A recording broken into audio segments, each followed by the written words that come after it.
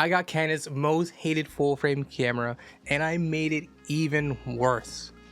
I'm rocking a manual 35mm lens and I'm heavily relying on the viewfinder. This is the Canon Gold RP, and to add salt to the wound, I'm shooting a gold version.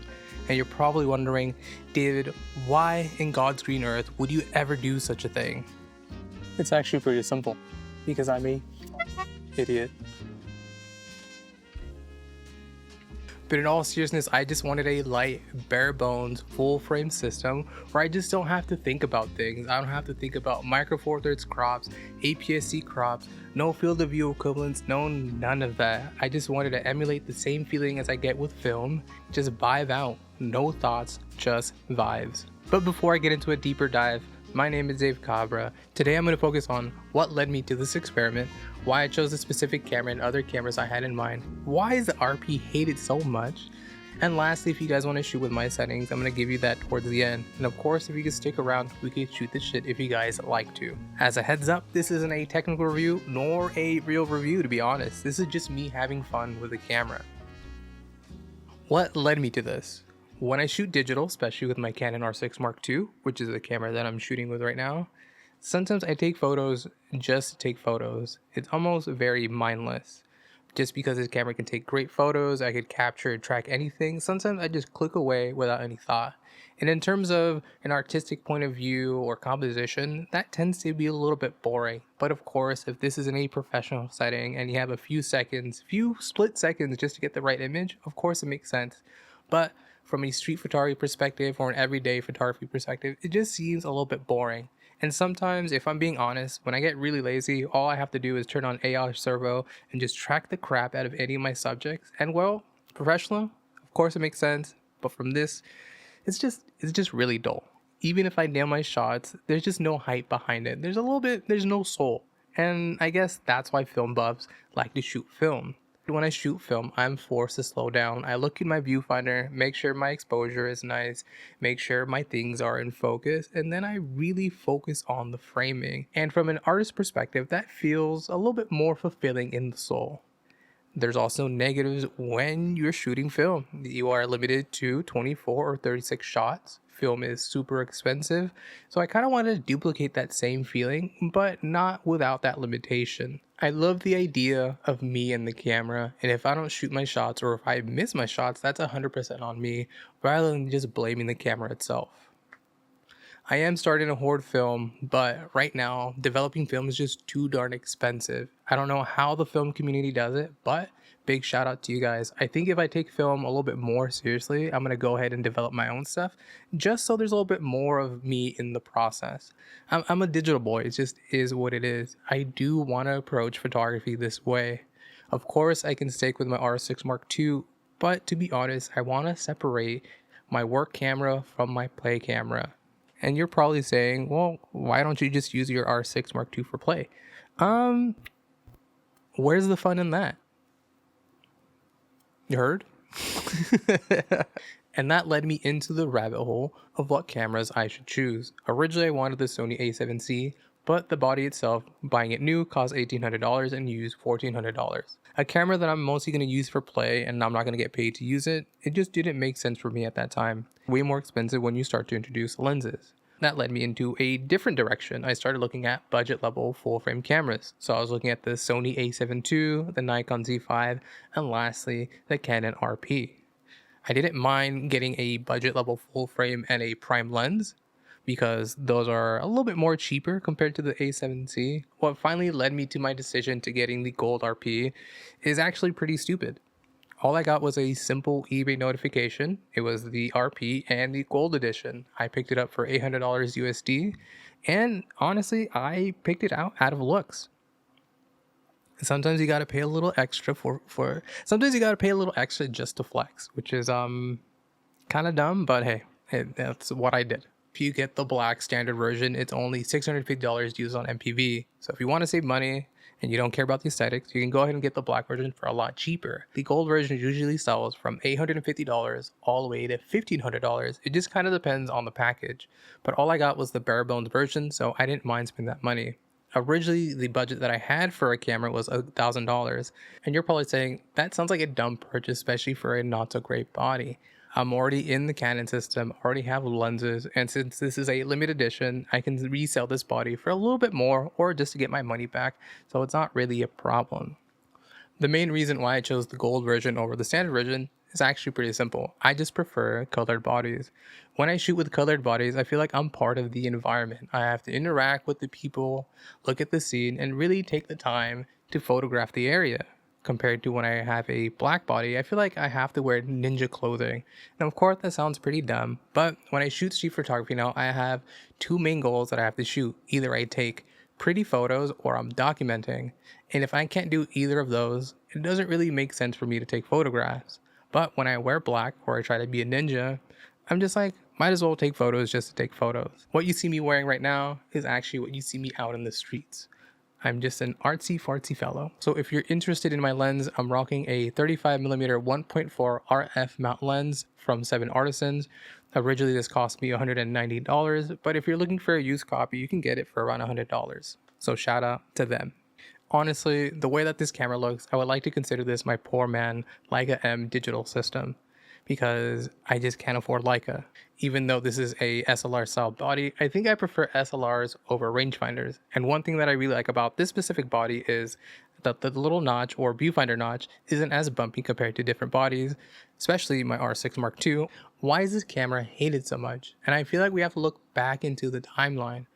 This camera originally released in March of 2019. So around that time, there just wasn't enough RF budget lenses. So we didn't have the nifty 50, we didn't have the 16mm.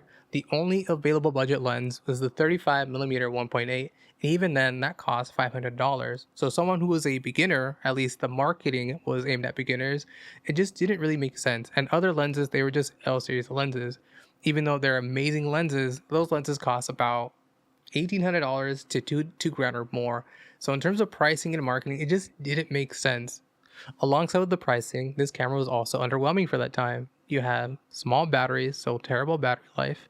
The camera had horrible dynamic range, no IBIS, and in terms of video, you shoot in 4K cropped and you lose phase detect autofocus. So people weren't happy on that front. And on the photo side, well, if you shoot continuous autofocus, your screen would black out and you only shoot 5 frames per second.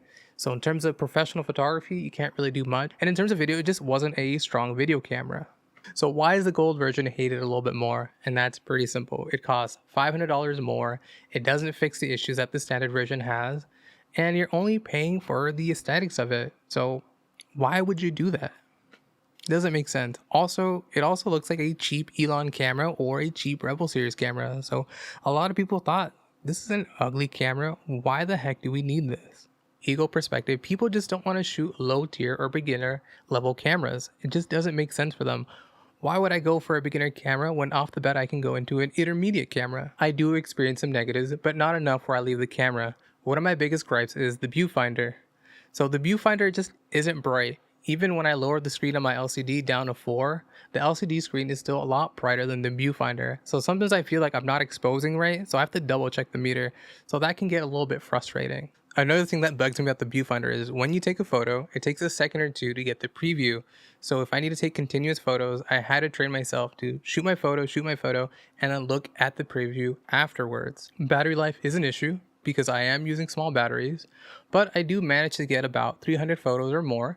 I think if I was using the LCD screen only, maybe I can get a little bit more, but luckily that isn't a huge deal.